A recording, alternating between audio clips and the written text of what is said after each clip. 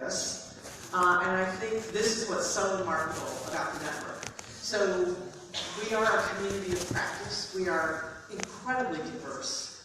You know, we span from, you know, little, like, you know, 3-year-olds, 5-year-olds, 7-year-olds, all the way up to people like me, who I'm not going to tell you all of that. But at any rate, it's a bright and vibrant and exciting and wonderful community. And you are the ones that are making this new world. You are the ones that are going to tackle power, you know, energy, healthcare, housing, you know, all of the big intractable problems that we seem to confront in the world. Little by little, we're just starting to take them on. And if we, and I think that we have to now systemize this a little bit, so that we don't concentrate wealth into the, you know, 1%, all of our wealth into the top 1%, again, as I think Alan and Joel speak about in the, described in the book that just written. And so if we don't want that wealth to be concentrated, if we do want to do it in an equitable way, we have to really think carefully about the ecosystems that are needed to support what we're doing. This is a reminder. This is kind of a reality check. This is where we are. You know, the Fab Lab network itself is about 1,000 labs, or 1,200 labs in 100 countries approximately. And if we add to that the maker spaces and hacker spaces and innovation spaces that we know of around the world, we're up to 5,000 or 6,000. Actually, it's a higher number than what I have here. It's about 5,500, 6,000 that we know of. And that's an incredibly exciting network that these are the kinds of networks that we need to ignite if we want to move forward in the ways that we're talking about today. And, you know, oops, sorry, there we go. So, yeah, right now, I work with the Fab Foundation, and we're in, you know, version 1. And version 1 is all about helping us scale, right? Helping us scale physically, and in some cases programmatically. And so what the Fab Foundation has been doing is it's been providing the services and kind of the capacity and the consulting for programs and that sort of thing. But I think, you know, I think as we move to Fab Foundation 2.0 and Fab 2.0, right? We're really talking about these kinds of programs, and this is what we're starting to support, these kinds of programs. So, well, humanitarian lab, or field ready, or new ways of manufacturing that are sustainable, you know, sustainable cities, you know, fab cities, which are locally productive and globally connected, and, you know, ways to reach out and give new populations access to digital fabrication. But these are just baby steps right now, right? And I think, sorry, I'm worried well, anyway, I think this is a picture of a young man. His name is Rakten, and he's from the Bhutan Fab Lab. He's the Fab Lab manager there. We just took a Fab Lab there and installed it and began to teach people the practices of digital fabrication there.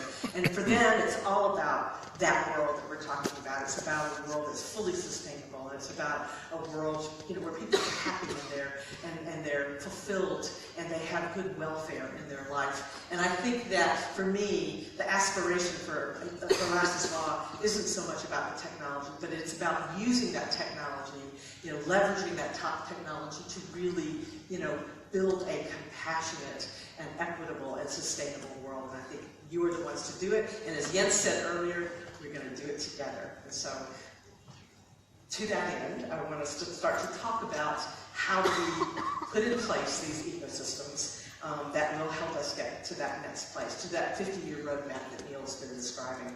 So I'd like to first introduce, I've got an amazing panel here. These are all very passionate people, so I'm going to have to keep you to 5 minutes, okay, on your passions. But Patrick Polgan is our first speaker today, our panelist, and he's a senior advisor to the government of Ireland. And he's also the chairperson of the Fab Foundation, of Ireland's Fab Foundation. And Patrick brought to us, he actually got the first 2 peace labs into Ireland many years, I guess 2010, 11, right? Through a grant, a large grant, we were able to build a Fab lab in Belfast, right on the line that divides Catholics and Protestants, as well as in Derry, 2 very, very tough places. And so This man knows how to get the political sort of momentum behind, and he knows how to move millions of euros around. And so I'd like for you to come and talk to us a little bit about who you are, what you've done, and the lessons you've learned around digital fabrication. Thank you.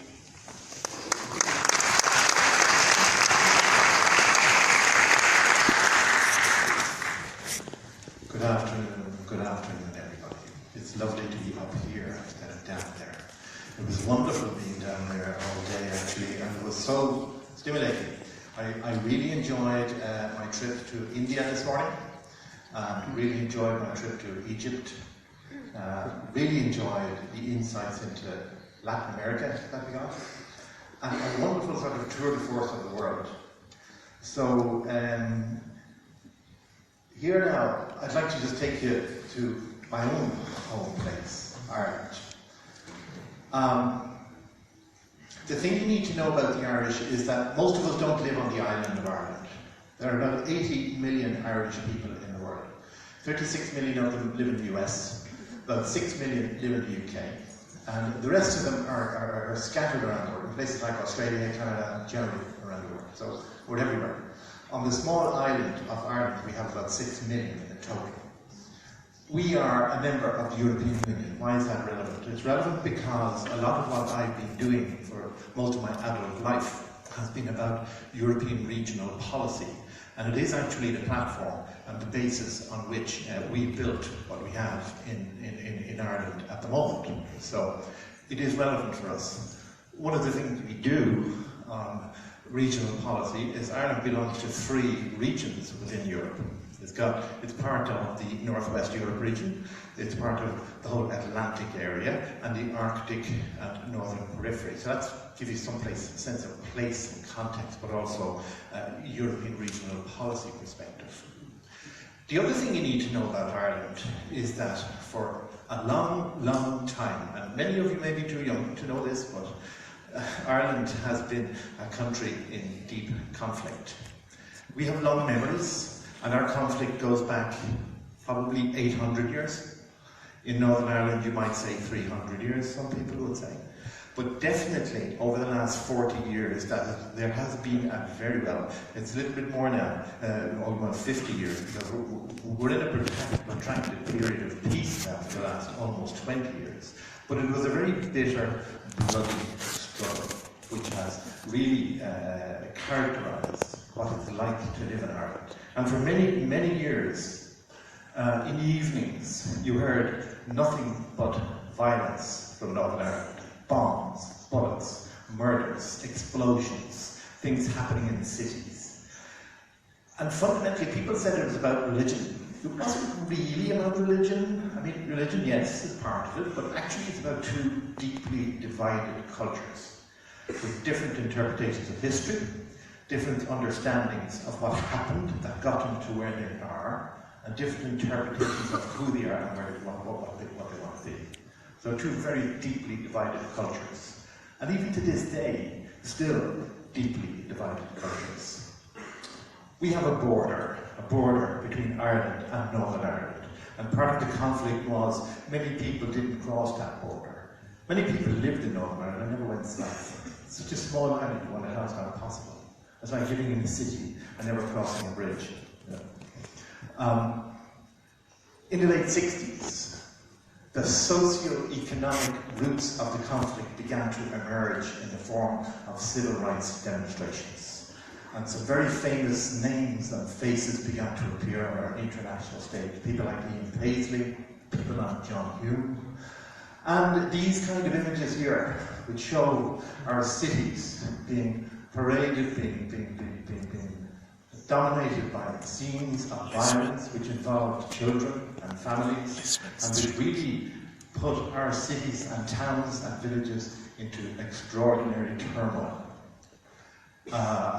Amazing, some of the things that actually happened. This conflict happened on the streets where people were living, and the children became involved, the teenagers became involved. It was a very violent, very difficult time. Some of them were particularly poignant Even after the peace was agreed, there was an extraordinary bomb in a small town called Oman that killed so many innocent people on a Saturday afternoon going about doing their shopping. So, why is it relevant? Well, it sets kind of a context. That's where we were, and that's what we were trying to do. And what we ended up with was communities deeply divided, and with clear demarcation lines between their communities. These are walls that still exist in that city that separate one community from another.